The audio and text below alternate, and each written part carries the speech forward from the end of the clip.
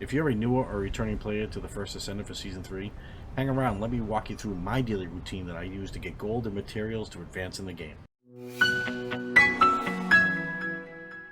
What's going on, everybody? In this video I'm going to go over my daily routine I do for Season 3 in the First Descendant.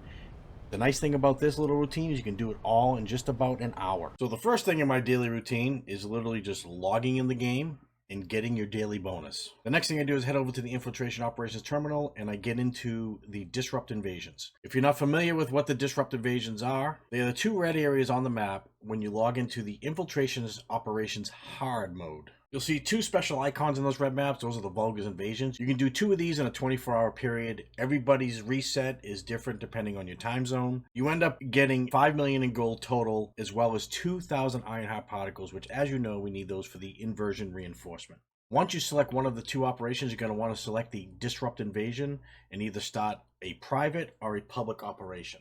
You can complete these 4 operations in just about 10 minutes. The next thing I do in my routine is actually in the same menu. It's in the Infiltration Operations hard, but now the maps are going to show you that you've completed those missions, but you can replay those missions. But instead of giving you the Disrupt Invasion, it actually gives you the full mission, and you're going to want to run this on 400%. But you're also going to want to select different Amorphous patterns. The reason why we want to get these Amorphous patterns is we're going after Energy Activator blueprints as well as Crystallization Catalyst blueprints, which, as we know, are very important for leveling weapons and Descendants. When trying to decide which Amorphous pattern you want to go after, on the console, it's the left thumbstick. You press it down. I'm not sure what is on PC. You'd have to check that. It will either tell you what boss it's linked to or what Void Fusion Reactor it's linked to.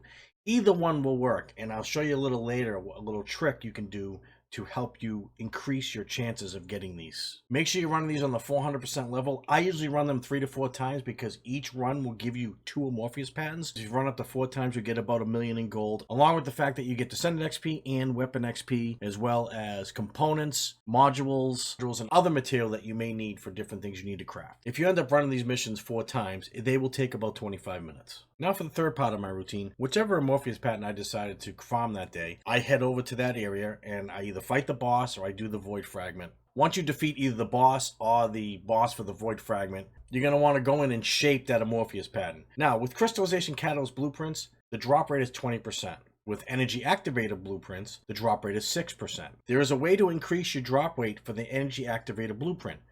On the Crystallization Catalyst blueprint, you can't do anything, 20%, that's it. The way you want to increase your chances for the Energy Activated blueprint is using an Advanced Shape Stabilizer.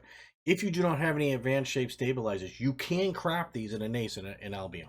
Once you pick the pattern with the Energy Activated blueprint and you apply the Shape Stabilizer, you end up with a 32% chance to get that Energy Activator. Using 4 times, farming a total of 8 Amorphous patterns, you can do this in under 10 minutes. The final leg in my daily routine is I do Sigma Sector missions on hard. Now you can run these as many times as you want, but you must run at least 1 each on the Broken Boundary and the Isolated Desert to get your bonus 4,000 RK tuning in each map, totaling 8,000 RK, which, as we know, is great for your RK tuning to help build your Descendant. Along with the gold and the XP for both the weapon and Descendant, you also get an additional 1,500 RK for each additional run you do after this. And these 2 missions should only take you about another 10 minutes. Another thing I'd like to add, that results will vary depending on your gold and different experience. Also, you get a chance to get a Mutant Cell box, which, as we know, is also for your RK tuning. You can add XP boosters for your gold, your weapons, and your Descendants that you should have in your consumables by now. I hope this video has helped you. Let me know in the comments below if there's anything that you would add to this routine, or you can make this routine a little better or a little more lucrative. And as always, I appreciate you watching the video.